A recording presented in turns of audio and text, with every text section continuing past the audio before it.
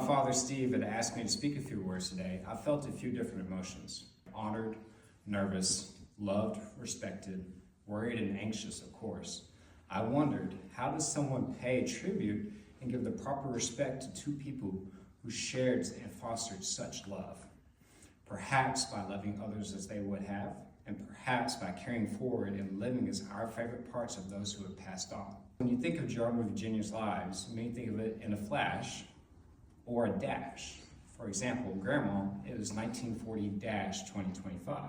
And then for Grandpa, it was 1939-2025. But that dash there in the middle represents so much more than words can begin to illustrate.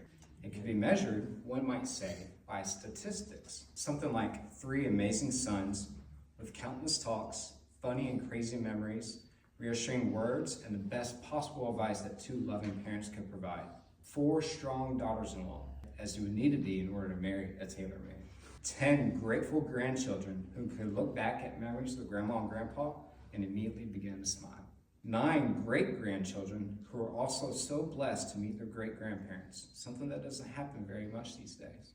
And 66 years of marriage. 66, all of which is proof that things work and grow and blossom into something beautiful when you pay attention, you have patience, and you work at it every single day. And although these are some neat facts, some cool statistics, it cannot do their lives justice. As we all heard quite often, life is precious, and it can't be measured simply by numbers, but only by the intangible love felt and shared amongst those closest to them. One day, all of our lives will be nothing but a slideshow or a video playing in a church with those that we love gathered and watching. It is up to us, just as Grandma and Grandpa did, to make the most out of those pictures and videos and make the family that's there feel as loved and appreciated as we can. To live and treat people any other way is a waste of life.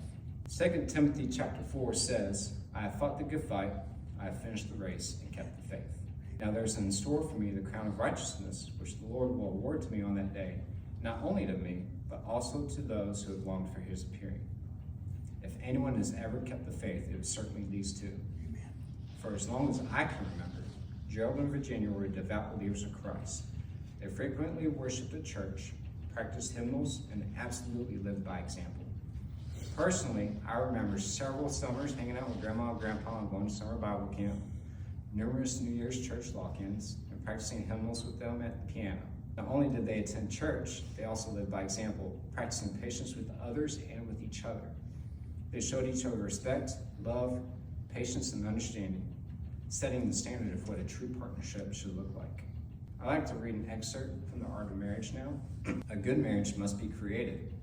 In the marriage, the little things are the big things. Never too old to hold hands, remembering to say I love you at least once a day, and never going to sleep angry. Standing together and facing the world, giving each other a safe space where each can grow, and forming a circle of love that gathers in the whole family.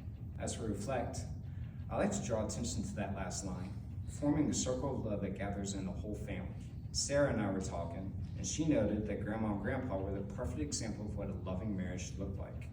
And as you can see here today, their love truly did gather in the whole family.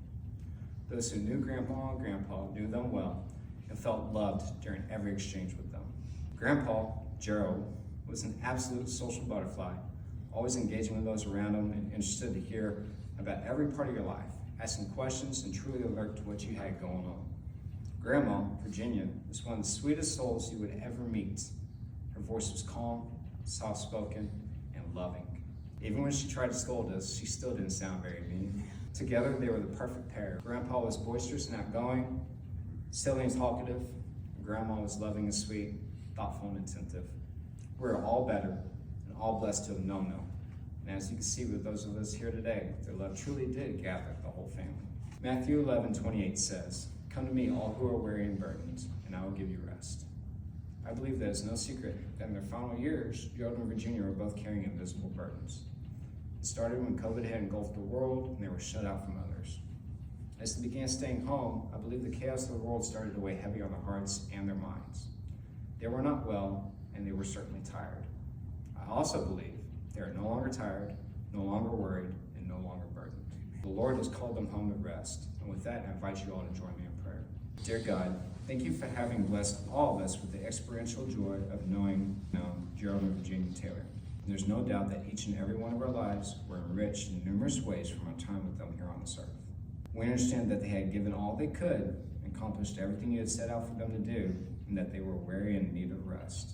For this reason, we know you called them home. Watch over and protect their souls. Lord, let them rest and let them watch with a smile on their face as we continue to live with the Spirit in our hearts. Lord, ease our pain and warm our souls through reassurance that they are now resting and no longer carrying any burdens. Thank you for lifting that weight off of them. Amen. All of you, I know it's not easy to be here today. Many of us had to travel far, take time off of work, travel alone, things like that, right? But thank you for being here, and thank you all for honoring them with your presence.